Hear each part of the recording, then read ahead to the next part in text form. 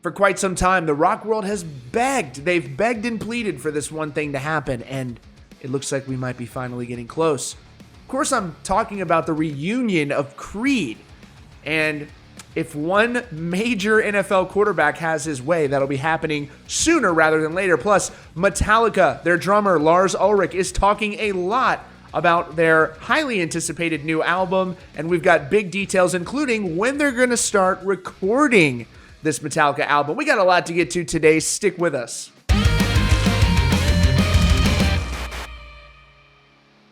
Good evening and welcome to Rock Feed. Thanks so much for joining us. If you're new here, please consider subscribing with notifications on so you don't miss out on breaking updates about your favorite bands. It tells YouTube you like us. They'll show our videos to more people. Plus, do me a favor and drop a thumbs up if you like this video, or if you hate it, just drop a thumbs up. All right, folks. Now, before we talk about this Metallica story, I want to tell you about how one NFL quarterback may single-handedly lead to Creed's reunion. And in this case, he's both the hero that we wanted and the hero that we needed. I'm talking about Minnesota Vikings quarterback Kirk Cousins, who apparently is a massive Creed fan, and we're just now finding this out. He spoke about how he used his position as a major NFL quarterback to attempt to facilitate the reunion of this band.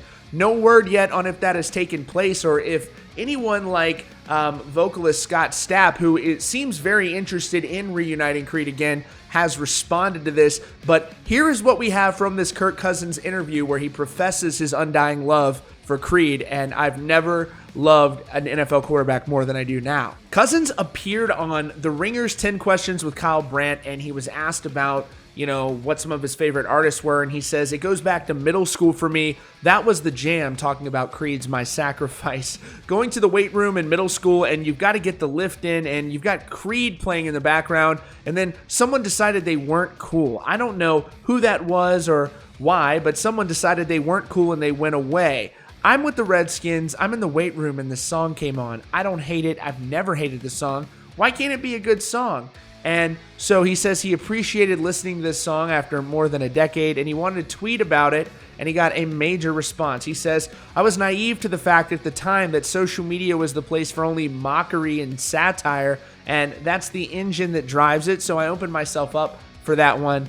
And he says, I'm not saying it needs to be played every lift, but there's some good songs in there. They weren't one-hit wonders, that's definitely true. There's a few others, and he says he looked into what it would take to book Creed for a private show, and then he says he might be able to have Scott Stapp perform while the other members were with Alter Bridge. He says, as a slight joke, because there's some seriousness in every joke, right? But I asked my marketing agent to call Creed's marketing people, and this was last summer, and say, what would it take to get a private concert? That's still in my head, to maybe get Scott Stapp with an acoustic guitar to come to my house and play some songs. And so he is very much still in pursuit of his efforts to get us some form of a Creed reunion, and I wish you well in your endeavors, Kirk Cousins. If you see this, please keep fighting, not just for yourself, but for all of us. We need this to happen. All right, moving on, I want to give you an update yesterday on the story we reported from Issues frontman Tyler Carter, who was dismissed from the band after allegations were made about him. He has issued a statement, which you can read on his Instagram. He denies having ever assaulted anyone, but he did say that he felt like he acted reckless in the past, and he does generally regret that. All right, moving on. I wanted to take a quick moment to highlight the new album from Seether, which I can't pronounce. It's CV Pacem Parabellum, I guess, but it basically means if you want peace, prepare for war. That's what it translates to. And I don't normally do this, but I just wanted to say I've been listening to this album nonstop, and it is definitely one of my favorite albums of the year. I highly recommend checking this out during this time in the pandemic. If you're looking for a great rock record, check out the new album from Seether. I would love to get to talk to Sean and the guys about the process for this album. And yeah, big fan. Check that album out. Support rock music. All right, folks. If you're in the real estate market, Stain frontman Aaron Lewis has put his home up on the market. This according to Boston.com.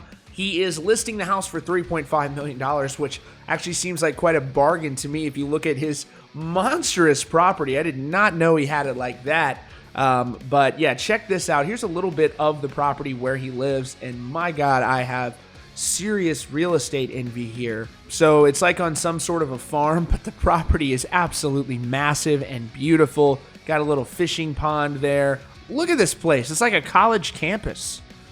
What an amazing, amazing, beautiful property there. I mean, he lives in a castle. This is amazing. I mean, come on, folks. This is just incredible. All right, and moving on, Metallica drummer Lars Ulrich is talking to NME and is updating about this highly anticipated new Metallica album. With Metallica being unable to tour, they are using their time wisely, and they are apparently going to begin recording the follow-up to Hardwired to Self-Destruct very soon. And this is what he had to say to NME. It says, Lars Ulrich talks creativity in lockdown and new Metallica material.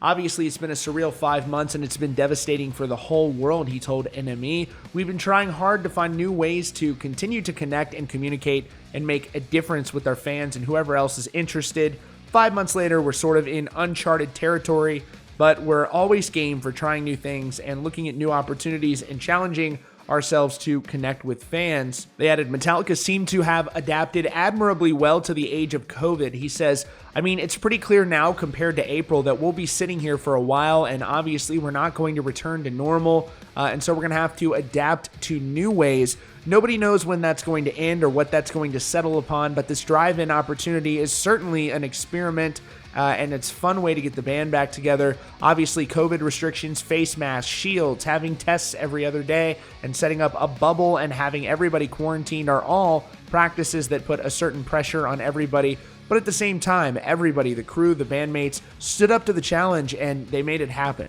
Now, this is crazy. Lars Ulrich being asked about the band Smash Mouth. He says, what have you made of non-socially distanced rock shows? Did you see the Smash Mouth gig that went on recently? He said, I did see that, but listen, everybody in my circle takes safety seriously. Listen, at my age, I don't want this disease and to have to find out what it does to my lungs on the other side. So I'm going to take care of myself and everybody in my family. Everybody else in Metallica feels the same way, but I'm not going to judge or comment on what other people do. All I know is that wearing a face mask is not only a pleasure, it's a privilege. And so if something I do loud and proud, it's the responsible thing to do if you care about the people around you. So this is where he gets to talking about working on this prospective new record. He says, I'm not sure, it's not easy being together on Zoom, but we're doing the best we can. We've been exchanging ideas back and forth.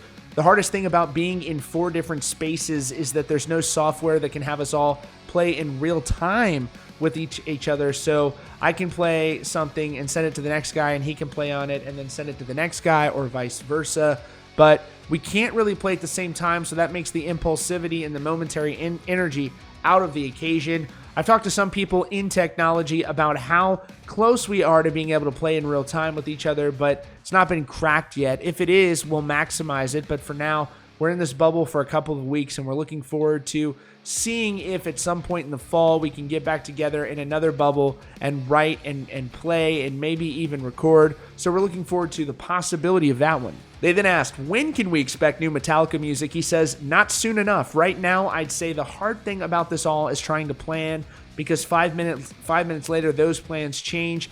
That's just the nature of the state of the world at the moment. We're going to have to accept it and surrender to it. I think it's a good reminder of the fragility of the world, and maybe we should occasionally pause and be a little bit more respectful and appreciative of what we have, and understand how quickly it can derail in terms of how we arrogantly expect everything to be the way we want it as a human race. If I had to venture to guess here, Metallica is going to record in the fall, because what else are they going to do? There's not going to be the shows that a band like Metallica could play. They're not going to be loading up a stadium anytime soon, unless they plan on playing, to less than 1,000 people, which I don't see happening. It ain't going to happen this year for Metallica, folks. So let's hope they use that time wisely, get in the studio, and give us a new Metallica album, baby. Let me know what you guys think in the comments. As always, thanks so much for joining us today at Rockfeed. And again, be sure to subscribe with notifications on so you don't miss out on breaking news and updates. I hope each and every one of you have a wonderful Labor Day weekend.